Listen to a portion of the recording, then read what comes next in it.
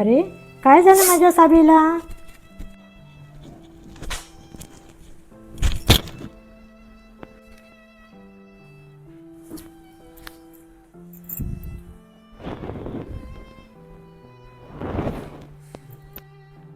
काय होणार? एवढं सगळं करून पुन्हा कमी मार्क.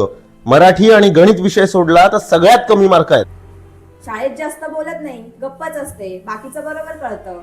काय ग सावी, घरी तर चांगले गाणे गातेस, गोष्टी सांगतेस, मग शाळेत काय होतं तुला? अगं आजी, ते इंग्रजीत असतं ग, मग मला नाही कळत. इंग्रजीत असतं तर बोलता नाही येत, बाकी बडबड बरोबर करत असतेस. नाही येत. मी घरी मराठी बोलते, शाळेत बाई इंग्रजी बोलतात, बाकीच्या वेळेला आम्ही मुलं हिंदी बोलतो. मग माझी नक्की भाषा कोणती? काल मला आजीने पावसाचे ढग कसे तयार होतात, पाऊस कसा पडतो ते सांगितलं आणि मी ते शाळेत पण सांगितलं. पण मग टीचर म्हणाला स्पीक इन इंग्लिश. मग डोक्यात मध्येच मराठी शब्द, मध्येच हिंदी शब्द, मध्येच इंग्रजी शब्द येत होते, म्हणून मग मी काहीच म्हणाले नाही. मानसी, सिद्धेश, मला सांगा, मुलांना गोष्ट माहीत असणं महत्त्वाचं की भाषा महत्त्वाची? अगं आई, इंग्रजी आता काळाची गरज आहे. आता ज्याला इंग्रजी चांगलं बोलता येईल तोच जगात पुढे राहील. आत्ताच्या स्पर्धेच्या युगात ती कशी सगळ्यात समर्थक धरणार आहे? अरे सिद्धेश, तू शाळेचे दिवस आठव ना.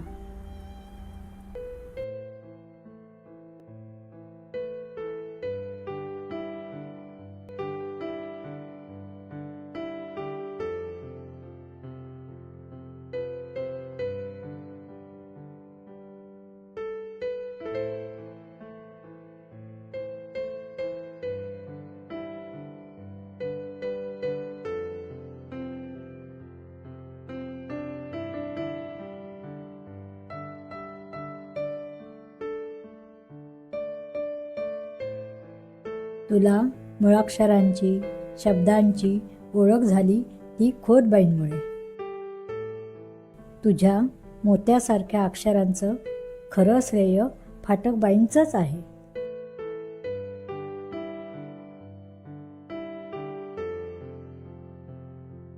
मग इंग्रजी विषय आला. हळूहळू तू त्यातले शब्द, पूर्ण वाक्य वाचू लागलास, कारण मुंजाळबाईंनी इंग्रजी विषयाची भीती कमी केली होती. इतिहास, परिसर अभ्यास या विषयांची गोडी मुलांना लावणं सोपी गोष्ट आहे का? पण ते पेंडकरबाईंनी शक्य केले.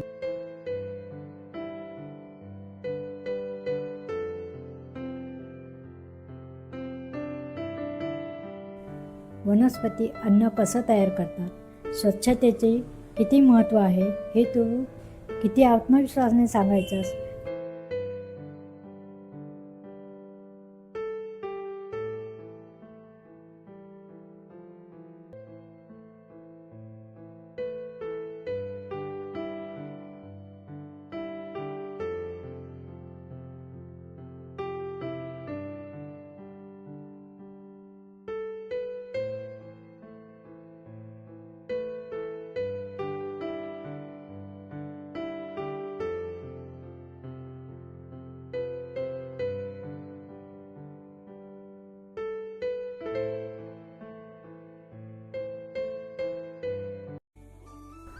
तुला विज्ञानाची आवड झाली कोणामुळे?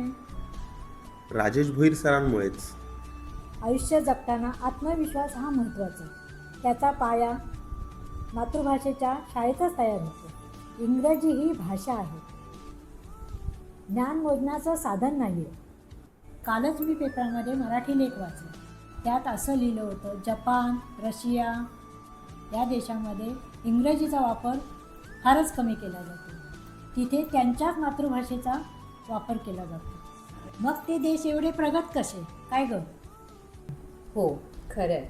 मुलं एखादी गोष्ट आपल्या मातृभाषेत जितकी पटकन समजून घेऊ शकतात तितकीच इतर भाषेत समजून घेतील असं नाही. शेवटी आई ती आई असते. मग बाळा, तुला कोणती भाषा आवडते? मला आपली मराठी भाषा आवडते. मग आपण उद्याच जाऊया. अरे पण कुठे? नवीन शाळेत प्रवेश घ्यायला, आपल्या मराठी शाळेत प्रवेश घ्यायला. माझा मराठीची बोलू कौतुके, परी अमृता तेही पैजासी जिंके, ऐसी अक्षरे रसिके मिळवीन. इंग्रजांच्या गुलामगिरीतून आपण कधीच मुक्त झालो आहोत, पण त्याच इंग्रजांची भाषा मोठी करता करता आपण आपल्या माय मराठी भाषेचा गळा कधी आवळला हे आपलंच आपल्याला कळलं नाही.